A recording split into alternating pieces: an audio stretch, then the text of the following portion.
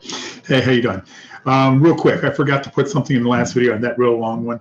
Actually, it's a couple things I forgot, but that's okay. But one that's kind of important, or it's kind of really cool, that I thought I would share.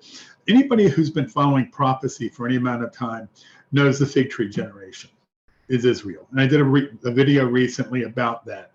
But what I wanted to share is that the fig tree generation is actually found in the book of Psalms.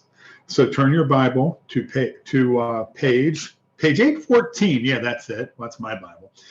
Psalm 48. We're going to be looking at verse 12 through 14. No, it doesn't say fig tree generation, but it refers to Israel. And this is going to be real short. Walk about Zion, all around her. Count her towers. Zion, or actually Zion, is a better way to pronounce it. Zion in Hebrew means something completely different. So walk about Zion and go all around her and count her towers. That's like fortresses, military towers.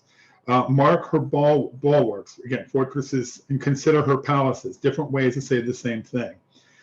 That you may tell it to the generation to follow.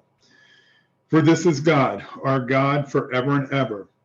He will be our guide even to death. I love that. He will be our guide even to death. The place, talking about walking around, marking the bulwarks, this is sort of like they have control over it. And even though you could say 48, 67, even though they didn't have, in 67, they had control, period. Okay. So I'm not going to sit and argue 48, 67, whatever on this.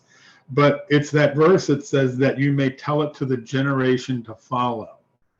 That word, or generation following, that word following is actually most often translated as last. It means last. This is to the last generation. The generation that sees Israel taking over Jerusalem, Zion, is the last generation. That is the generation we're living in. Psalm 90, 70 to 80, 70 years, or by reason of strength, 80. That's how long a generation lasts. Blessings.